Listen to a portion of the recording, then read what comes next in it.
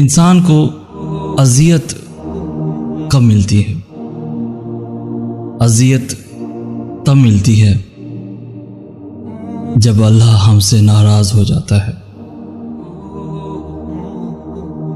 اللہ کا ناراض ہونا پتہ ہے کیسا ہے؟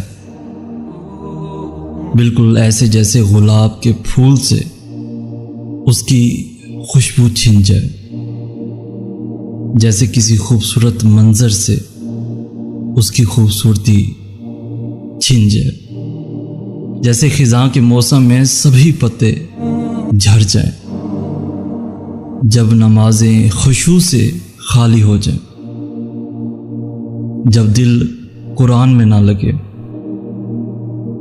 جب سجدوں کی توفیق چھن جائے، جب لبوں سے اللہ کا ذکر مٹ جائے،